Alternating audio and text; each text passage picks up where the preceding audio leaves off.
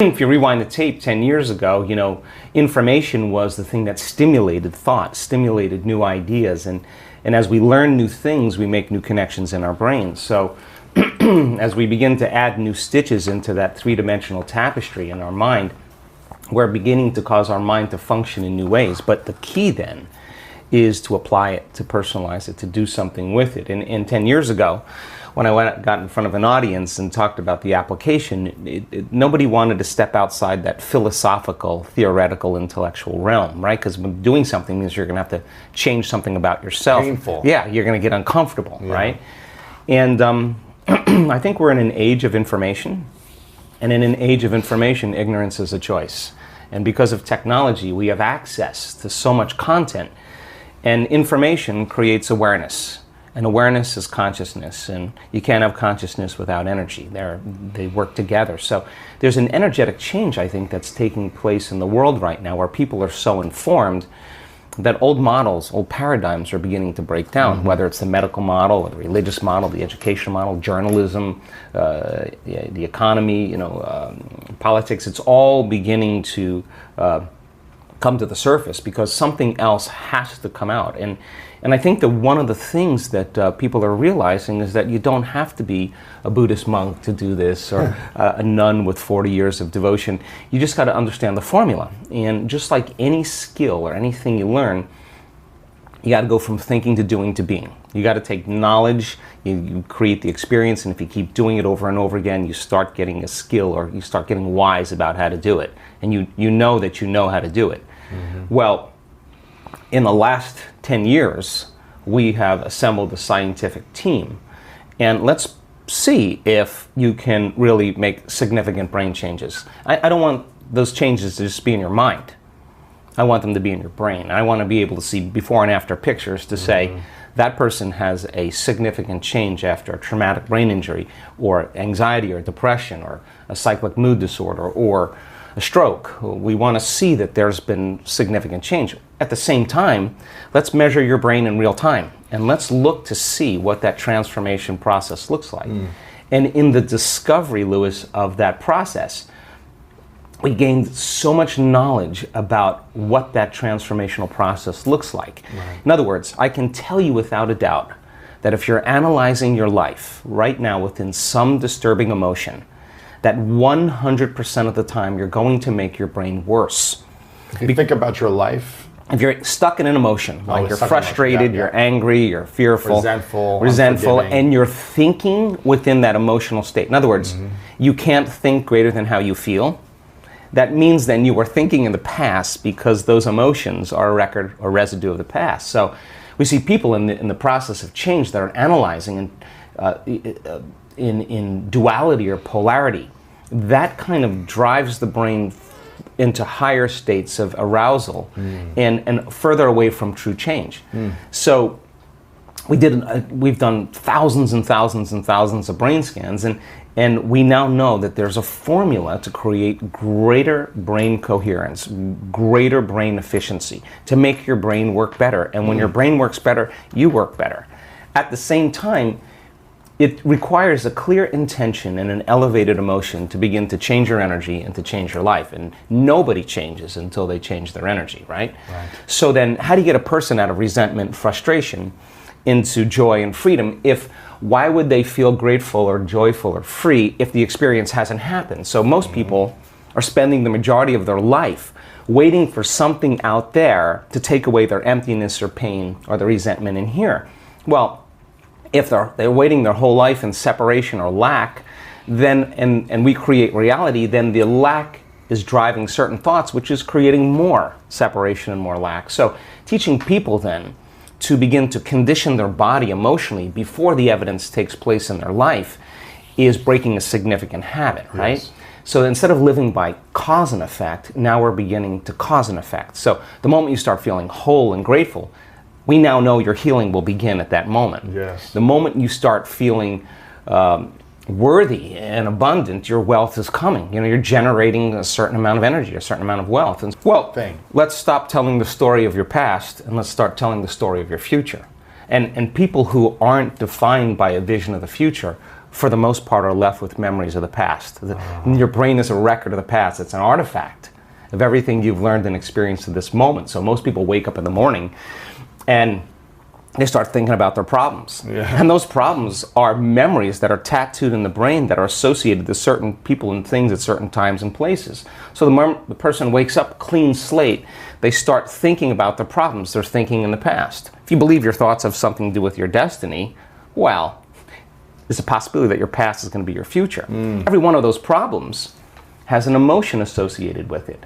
So then the moment you start recalling the problem, you start feeling unhappy, now your body's in the past, because thoughts are the language of the brain and feelings are the language of the body. And how you think and how you feel creates a state of being. So people reaffirm their identity based on the past, right?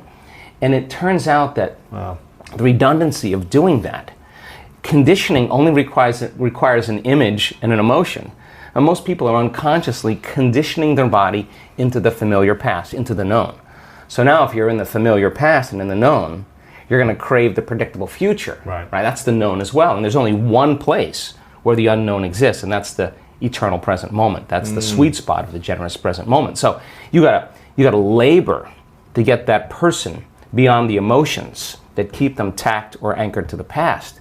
And yes, it takes an effort to do that, but if you keep working with the formula, you'll reach that elegant moment where there's a liberation of energy. And now your body, as the unconscious mind, the objective mind, is not believing it's living in the same past experience 24 hours a day, because you're liberating the body from that emotional state. So you ask a person, why are you so unhappy? Why are you so frustrated? Why are you so resentful? The moment you ask that, their brain is going to associate that emotion to a past event. To a memory. To a memory. Yeah. That's because they have nothing to look forward to in their future. So if you're not being defined by a vision of the future, it just means to me that you're more in love with your past than you are with the future. So how do you teach people to believe in a future that they can't see or experience with their senses yet, but they've thought about enough times in their mind that their brain is literally changed to look like the event has already occurred? The latest research in neuroscience says that's absolutely possible. We know that. And how do you teach a person to select a new possibility in their future and begin to emotionally embrace that future before it's made manifest to such a degree that their body, as their unconscious mind, is believing it's living in that future reality in the present moment, and they're signaling new genes and new ways ahead of the environment. Now, till their body begins to change to look like the event has already occurred. We've proven that that's possible. Now think about this. So the more you think about your desired future, the joy, the gratitude, the feelings you want to have that are more positive, the more you think about it as a future thing happening, the more your body shifts now. Exactly. So your body is believing it's living in that future reality in the present moment. Now think about this. The stronger the emotion you feel from some condition in your life, the more altered you feel inside of you, the more you narrow your focus on the cause, and the brain freezes an image and takes a snapshot. And that memory now is embossed in the brain. It's branded in there. So then people think neurologically within the circuits of those past experiences, and they feel chemically within the boundaries of those emotions. And the stronger the betrayal, the stronger the trauma, the more the body's living in the past, right? Crazy. So how do you reverse that? So now, if you truly got passionate about a future, we've all done this. You get a wild idea in your mind and you start holding on to that vision and you're preoccupied with it. All of a sudden, the thought in your mind becomes the experience, and you start feeling the energy of the future. Yeah. Now, the stronger the emotion you feel from that vision, the more you're going to pay attention to the picture in your mind, and now you're remembering your future. And vice versa, the stronger you pay attention to the feeling of the past, pain, you're going to create the pain in this moment. Exactly. So it requires a coherent brain, and we now know that there's a formula for that, and we've got beautiful research to show that people can do it. They just have to practice. And it requires a coherent heart, because resentment, frustration, impatience creates a very incoherent heart. Yeah. And when that heart becomes incoherent, you stop trusting yourself. There's no energy there. You stop trusting in your future. Wow. So then, if there's physical evidence in your brain and body, physical evidence to look like the event has already occurred, it's quite possible you'll be thinking neurologically within the circuits of your future, And you'll begin to feel chemically within the boundaries of that emotion of your future. And how you think and how you feel is your state of being. And now your state of being is living in the future instead of the past. Now, the moment you disconnect from the emotion of your future because of traffic or some coworker or your ex or whatever people come up with, now you're back to the energy of your past. And now you're going to start looking for it, analyzing, why hasn't it happened? Well, if you're feeling the emotion of your future, why would you look for it? Because you would feel like it already happened, and that is the place where the magic happens. So then you can't just do this, get up, and then return back to your old state of being. You got to maintain that modified state of mind and body. When life happens? Well, let me finish. If I punch you in the face right now, how do you maintain? Well, of course. I mean, we all take blows in our lives, and we all react emotionally. But the question is, how long are you going to react? Right. So then, if you can't mediate and regulate your emotional reactions, and those emotions linger for days, that's a years mood. For some people. Mood, and then months, temperament, years, personality trait. So then the person's personality is literally based on the past. But they don't know that because they're doing it over and over again. It becomes a subconscious program. So now, if it requires a coherent brain and a coherent heart, then we have to train people how to self-regulate. So we've done thousands and thousands of measurements. We've partnered with the Heart Math Institute to teach people how to create and sustain heart coherence. How do we do it? Well, besides going to your workshop, what's the simplified version? I'm sure it takes more time than... Well, it really doesn't. It really doesn't. It just requires getting still, closing your eyes, putting your attention on your heart, changing your breath so that you move into the present moment. And when you slow your breathing down, you slow your brainwaves down. When you slow your brainwaves down, now you're accessing your autonomic nervous system. So then you train a person how to open their heart and feel an elevated emotion. And it takes a little practice.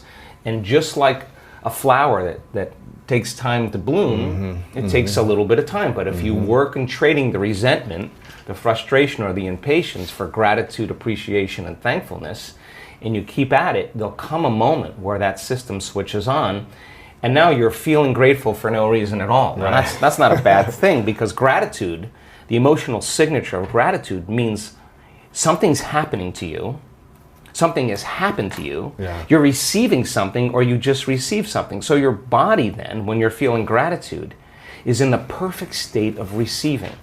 So then that means then you'll accept, believe, and surrender to the thoughts equal to the emotional state of gratitude.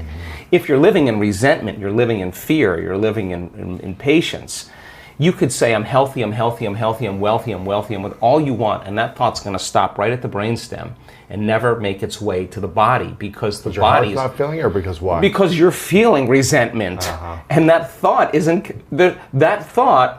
is not consistent with the emotion of resentment. Resentment has a different set of thoughts, right? In other words, once you start opening your heart, it begins to move into coherence.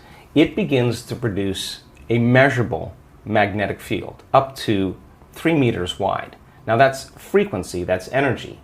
And all that energy, that frequency, carries information, carries an intent.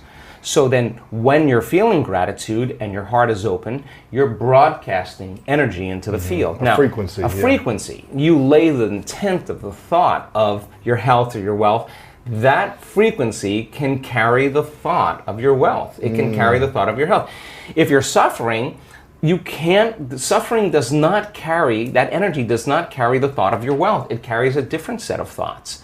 So then we're teaching people how to self-regulate, because if you're going to believe in that future that you're imagining with all of your heart, it better be open and activated. Right. And you better know how to self-regulate. And you have to know the moment you disconnect from the energy of your future because of some circumstance in your life and you lose that feeling, if you're practicing it on a daily basis with your eyes closed, then the next level is to be able to open your eyes and do it right in the moment and be able to self-regulate and change the frustration from some experience in your life back to the energy of your future. Now, that requires great awareness and great effort. But if you have a community of people that are practicing this on a daily basis and they're connected to their future because that's where their mind is, they begin to want the future more than the emotions of the past. So we've done enough measurements now, Lewis,